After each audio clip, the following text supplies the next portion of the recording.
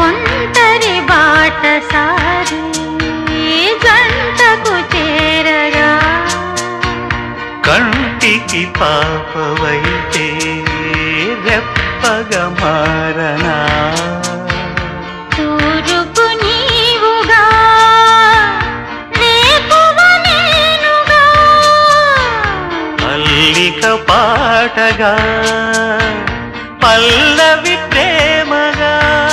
ప్రేమించే పెదవులొకటై పొంగించే సుధలు మనవైతే